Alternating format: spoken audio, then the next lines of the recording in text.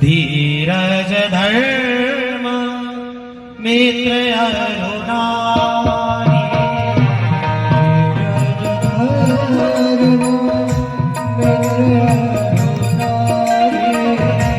धीरज धर्म मित्र अरुणारी, धीरज धर्म मित्र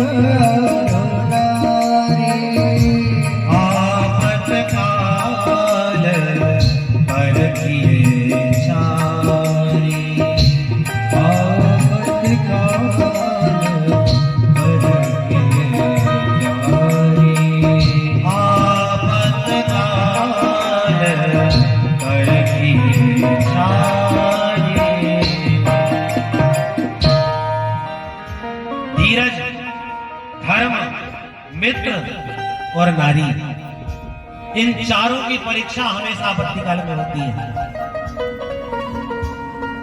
एक समय था जब मुगलों का साम्राज्य भारत देश में चलता था, तो कई कई ऐसे महारथी हुए जो मुगलों के साम्राज्य में भी अपने प्राणों की बाजी लगा करके अपने प्राणों को त्याग दिया, पर कभी अपने धर्म को नहीं छोड़ा। मुगलों के साम्राज्य में तिलक लगाना मना था, चोटी रखना मना था, जनेऊ धारण करना मना था, पर लोगों ने अपने प्राणों को त्याग दिया, पर अपने धर्म को नहीं छोड़ा। आज भगवती द्रौपदी के अंदर धर्म की परिभाषा नजर आ रही है कि साक्षात गुरु पुत्र सामने पड़ा हुआ, हत्यारा सामने पड़ा है, पर अपने धर्म को नहीं छोड़ दिया। अर्जुन कहते हैं भगवती द्रौपदी पर तुम जानती नहीं, यही वो आतताई है जिसने तुम्हारे 5 पुत्रों की हत्या करी और तुम इसे छोड़ने की बात कर रही हो। तुम्हें क्या इस पर दया आ रही है? द्रौपदी कहती है मुझे दया इस आतताई पर नहीं आ रही, मुझे दया तो मेरी गुरु माता कृपी पर आ रही है। अरे आज मेरे 5 की 5 पुत्र समाप्त हो गए तो मुझे मेरे पतियों का अवलंब तो प्राप्त है, पर मेरी गुरु मां कृपी का क्या होगा? क्योंकि गुरु द्रोणाचार्य तो पहले ही धराधाम को छोड़ के जा चुके हैं, और जब इनका पुत्र अश्वत्थामा भी मर जाएगा तो मेरी गुरु माता कृपी पर क्या होगा?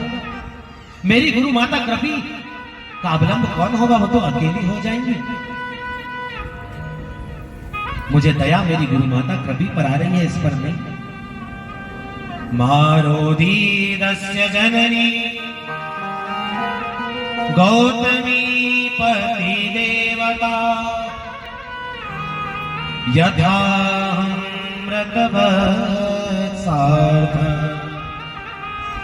रोदम्य सुमुखी मुहुः।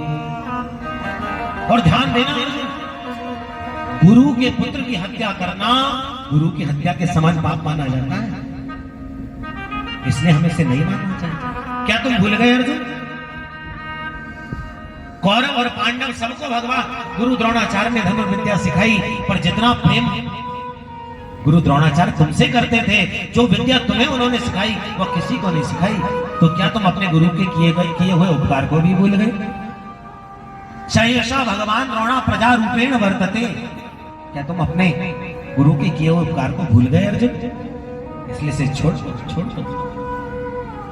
युधिष्ठिर जी महाराज भी कहने लगे भगवती द्रौपदी ठीक ही कह रही है, गुरु की पुत्र की हत्या करना गुरु की हत्या के समान पाप माना जाता है, इसलिए ये समुच्चयताम इसे छोड़ देना चाहिए।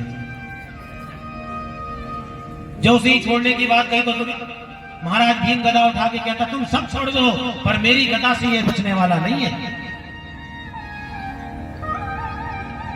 अब युधिष्ठिर जी महाराज और द्रौपदी कह रहे इसे छोड़ दो, और अर्जुन जी कह रहे हैं और भीम कह रहे हैं इसे मार दो। अब मार दिया जाए कि छोड़ दिया जाए, क्या करें?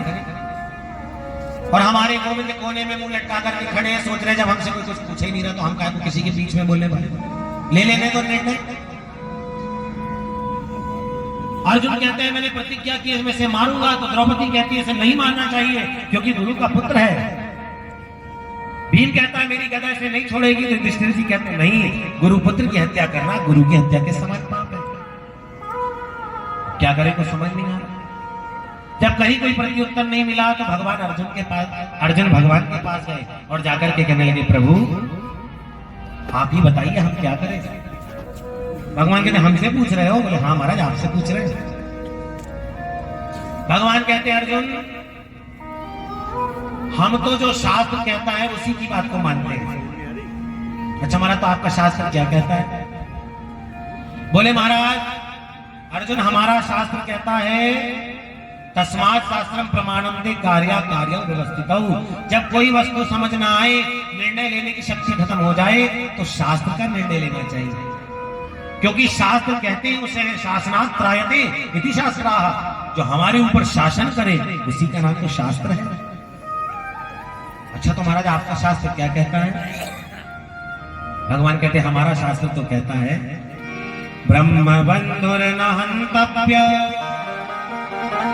आततायी बधारणः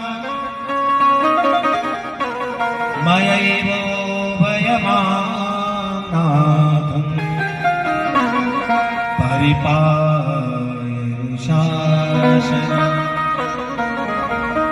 अर्जुन, हमारा शास्त्र कहता है आतताई कैसा भी हो, कोई भी हो, पर आतताई बधारणः, आतताई का तो तुरंत वध कर देना चाहिए। इसलिए इसी क्षण इसी समय इसका वध कर दो। पर ध्यान देना अर्जुन, शास्त्र एक बात और कहते हैं ब्रह्म बंधुर न हन्तव्य। ब्राह्मण कैसा भी हो, पतित हो, आतताई हो, पर ब्राह्मण की हत्या नहीं करनी चाहिए, इसलिए इसे छोड़ दो। ये आतताई है इसलिए इसका अभिवध करो, पर याद रखना अर्जुन, ये ब्राह्मण का पुत्र है इसलिए इसे नहीं मारना चाहिए, इसलिए इसे मारना मत। अर्जुन कहते बात कुछ समझ नहीं आ रही है, क्या कहना चाह रहे हैं आप? एक तरफ कहते हैं ये ब्राह्मण है, ब्राह्मण की हत्या नहीं होती इसलिए इसे छोड़ दो, और एक तरफ कहते हैं आतताई कोई उसे तुरंत वध करना चाहिए इसलिए इसे मार दो। भगवान कहते तो ऐसे समझो, युधिष्ठिर जी महाराज तुम्हारे बड़े भैया हैं, और बड़े भैया की आज्ञा का पालन करना छोटे भाई का परम धर्म है। इसलिए यदि बड़े भैया कह रहे हैं इसलिए छोड़ दो, तो इसे तुम्हें छोड़ देना चाहिए, इसलिए इसे मत मारो। पर याद रखना अर्जुन, तुम क्षत्रिय हो और क्षत्रियों को कभी भी अपनी प्रतिज्ञा भंग नहीं करनी चाहिए, और तुमने प्रतिज्ञा की है कि मैं इसका वध करूंगा, इसलिए इसका भी वध करूंगा। अब अर्जुन सिर खुजलाने लगे, महाराज आप तो समस्या बता रहे हैं कि समाधान बता रहे हैं? अरे एक तरफ कहते मार दो, एक तरफ कहते छोड़ दो, एक तरफ कहते ब्राह्मण का वध नहीं होता, एक तरफ कहते आतताई को तुरंत मार देना चाहिए, एक तरफ कहते बड़े भैया की आज्ञा का पालन करो, और एक तरफ कहते हैं कि क्षत्रिय को अपनी प्रतिज्ञा नहीं तोड़नी चाहिए। तुम्हारा जैसा नाम जैसा काम वैसे तुम खुद भी टेढ़े और तुम्हारी बातें भी टेढ़ी मेढ़ी। महाराज सीधे सीधे से बताइए ना क्या करना चाहिए। देखिए जब गुरु ज्ञान देता है तो समय आने पर उस ज्ञान की परीक्षा भी लेता है। भगवान ने विचार किया अर्जुन को हमने महाभारत में गीता का तो खूब ज्ञान दिया, पर आज परीक्षा लेने की बारी है कि इस गीता के ज्ञान को केवल सुना ही सुना है कि जीवन में कुछ आत्मसात भी किया है।